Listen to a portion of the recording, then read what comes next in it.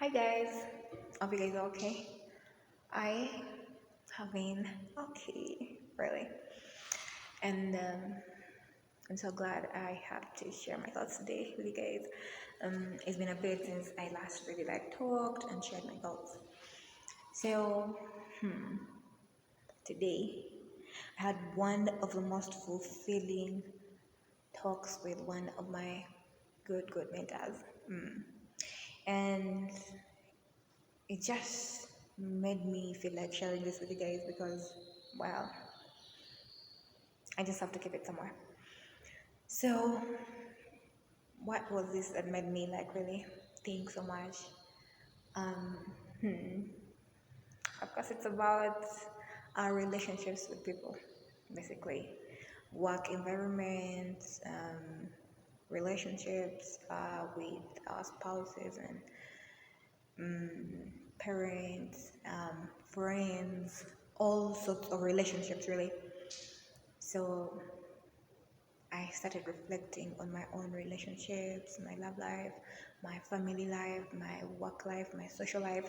And the more I thought about it, I was like, wow, why have I never thought of this? And it was really something so cool. So I'll go ahead and share with you. So today we talked about the momentum. We talked about four different kinds of people we meet. The first kind are the complementary people. Complementary, you get that? Complementary. The second type are the comfortable people. Compatible people. Yeah? Comfortable or compatible. The third are the depreciables who depreciate. And the fourth are the supplementary. Let me go through them again. One, complementary, compatible, supplementary, and depreciative. So how does this work? And what should you do? Because you can be either of these people in any of the relationships. One, who are the complementary people. I'm going to use an example of a team or maybe a relationship, maybe.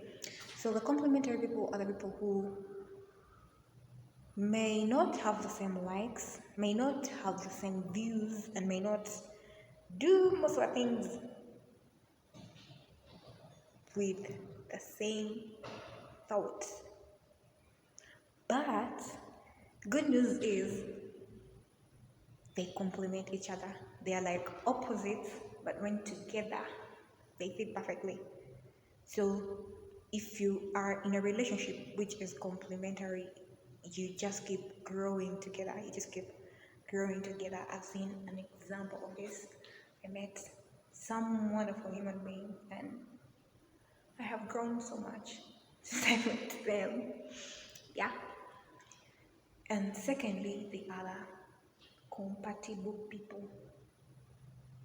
Compatibility now is this kind of person who may think, wow, this could even be my soulmate, like everything is in sync. You have the same likes, you hang out same places, you do the same things, you really have everything in sync, you enjoy their company, like everything is okay. Now this is almost the opposite of complementary because with these ones everything comes naturally. You don't have to put in any effort. None at all. Things just flow. Every time you're around them, you watch the same movies, go to the same places, have the same taste, like the same food, like everything is okay. You get. So these are the people who actually help you relax, and you need these people in your life too. You just relax. The disadvantage here is that it is hard to grow when you are with these comfortable people because you just look forward to relaxing all the time. So if you're a person who wants to grow, who is at a point where you really need growth, then really you do well with complementary. And the good thing with complementary people is that with time, compatibility grows. Because you reach a point and you understand where this is and where this is not. You understand the person you're with, how they do things, how they like them, and with time you can like fall into their system and they can fall into yours, and somehow you guys compromise somehow, and the compatibility somehow comes in. So that's number two, compatibility, where guys are comfortable. So you just become the comfortable guy. And most of the times, the comfortable guy is a guy whom you go to when things aren't working with your um, other people. Exactly, like rebound. You go out there and then you like come back to this comfortable guy always. So they are good as friends, family, but still you need more other guys. So third, we go to the supplementary people in relationships. So supplementary is the person now who has more and keeps like adding to you, adding to you, adding to you. They have more than your abilities. They have more financially. They have more emotional intelligence. They have more in everything, and they just keep like pouring, pouring, pouring. This is really good if you're on being poured on. But the problem is that with time, the supplementary person starts feeling used. They start feeling like you are using them. So that is what comes with being the supplementary person. But when you are the ones being poured on, it is actually cool, really. So you just have to make sure you don't make them feel used.